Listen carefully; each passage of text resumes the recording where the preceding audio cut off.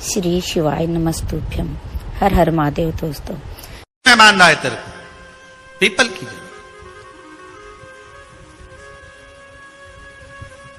शनिवार के दिन जो पीपल के वृक्ष में सरसों के तेल का दीप लगाता है उसको शनि कभी परेशान नहीं करता। एक बात हमेशा ध्यान रखिएगा, मान लो अगर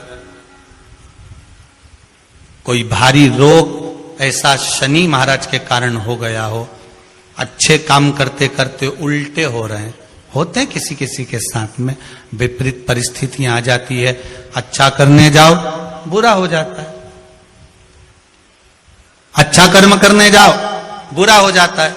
तो पीपल के वृक्ष की जो छाल होती है, छाल देखिए, पीपल के वृक्ष में जो छाल लगी होती है, उस छाल को घिसकर चंदन बनाकर भगवान शंकर का स्नान कराकर अभिषेक करा।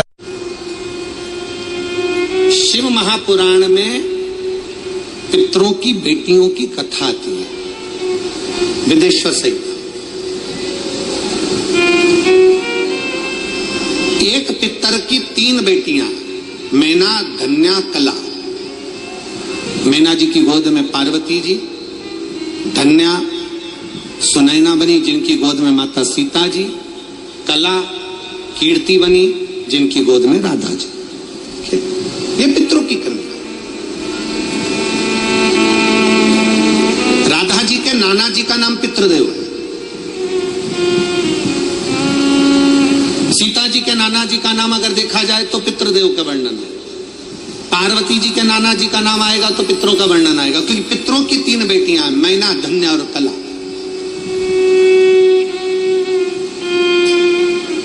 पितरों की 3 बेटियां, और ये तीनों बेटियां आनंद के साथ बैठी थी, और तीनों बेटियां भ्रमण करते करते कहीं पितृलोक में घूम रही थी। पितृलोक में जाते जाते बीच में सनकादि ऋषियों पर इनके वस्त्र का एक अंश, इनके वस्त्र का एक भाग सनकादि ऋषियों की जंघा पर पड़ गया। जंघा पर पड़ा तो उनके छोटे छोटे चरण थे जिसमें उनको घाव लग गया। घाव लगा, उन्होंने श्राप दे दिया कि तुम तीनों को मृत्यु लोक में जाना पड़ेगा, तुम तीनों को पृथ्वी लोक पर जाना पड़ेगा। तीनों हाथ जोड़कर विनय करने लगी, हम पृथ्वी लोक पर चले तो जाएंगे, पर हमारा कल्याण कैसे होगा? तो तीनों से सनकादि ऋषियों ने कह दिया, तुम तीनों की गोद में 3 देवियां खेलेंगी।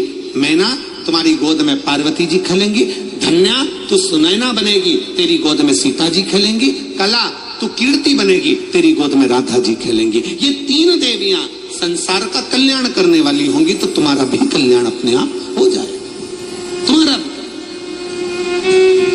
अब ये कथा तो अपन सुनते हुए आए कि पितरों की 3 बेटियों का। अब कथा आती है एक बब्रहाज नामक सुंदर लोक है पितरों का।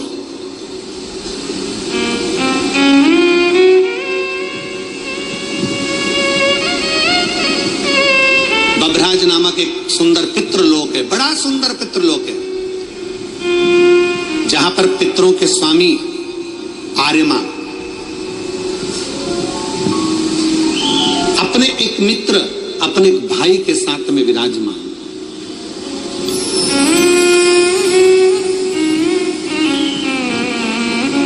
बब्रहाज नामक लोक में बहिर्पक्ष नामक एक पितृदेव रहते हैं, पितृदेव।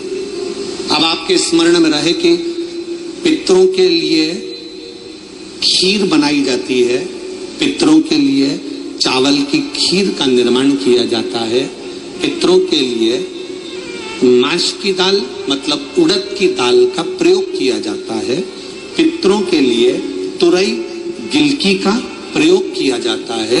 ये हमारे यहाँ कई लोग कहते हैं कि साहब आपने माश की दाल अर्थात उड़द की दाल का या तो दही बड़ा बनाना था, या आपको मंगोड़ा बनाना था, या आपको इमरती बनाना थी, और खीर पितरों के लिए जरूर बनाना थी। तो ये कहाँ, क्यों, किस लिए, किस लिए?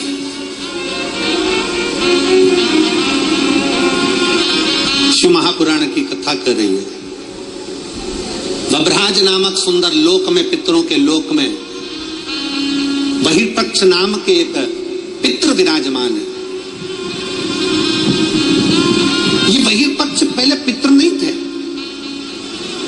भगवान शंकर की भक्ति में इतने तल्लीन रहते थे कि भगवान शंकर इन पर प्रसन्न हो गए। इन्होंने अपने जीवन काल में हर महीने जो शिवरात्रि आती है, ऐसी कोई शिवरात्रि नहीं छोड़ी जिस शिवरात्रि पर शंकर का अनुष्ठान न किया, अर्थात शिव का अभिषेक न किया, शंकर भगवान की भक्ति ना करी। और कितने किस्मत वाले हो जी नांदगांव वालों, ऐ महाराष्ट्र वालों, नांदगांव वालों को मैं बहुत बहुत साधुवाद देता हूं कि आप जिस कथा को श्रवण कर रहे हो पितृपक्ष में, इसी पितृपक्ष के अंतर्गत 30 तारीख को मासिक शिवरात्रि इस पितृपक्ष की पड़ेगी और आप और हम सब कथा के रसतत्व में बैठे।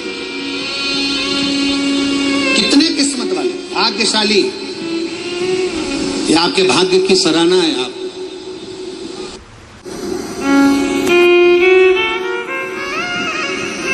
और आज कितनी तारीख है?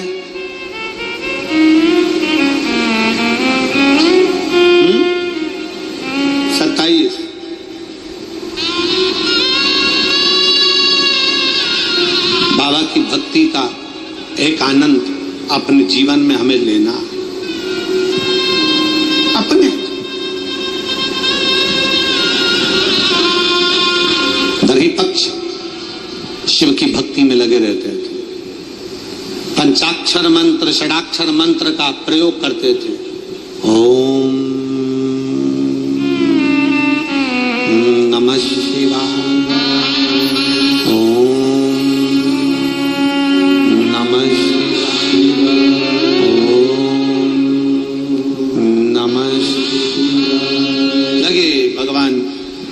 वही पक्ष भगवान शिव की भक्ति में लगे हुए थे। इतनी भक्ति करी कि देवाधिदेव महादेव प्रसन्न हो गए। वर मांग तुझे क्या चाहिए? प्रभु, जो दुनिया का सबसे सुंदर लोक हो वो मेरे को दे दे।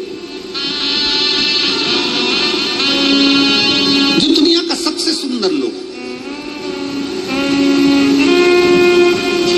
कई लोग कहते हैं गुरुजी हमारा दुख नहीं कट रहा, हम बड़े तकलीफ में, हमारा दुख नहीं कट रहा, हमारा दुख बड़ा परेशान करे जा रहा है, हमारा दुख नहीं कटता, हमारा दुख समाप्त नहीं होता। हमारा निवेदन है, जब रावण, हमारे लोग कहते हैं हमारी समस्या समाप्त नहीं हो रही, हमारी समस्या खत्म नहीं हो रही। हम कहते हैं जब रावण, कंस, हिरण्यकशिपु, हिरण्याक्ष, बकासुर, अघासुर, पूतना, ताड़का आदि जितने भी हैं असुर, जब वो समाप्त हो सकते हैं तो आप अपना कर्म करते जाओ, एक लोटा जल देवाधिदेव महादेव को चढ़ाते जाओ। जब रावण समाप्त हो सकता है, कंस समाप्त हो सकता है, तो तुम्हारा दुख भी समाप्त जरूर होगा, निश्चित। बस ये कि थोड़ा समय लगेगा, थोड़ा आप लोगों को, आप सोचे कि हमने तो आज से जल चढ़ाना प्रारंभ करा, कल हमारा काम हो जाए, कल से जल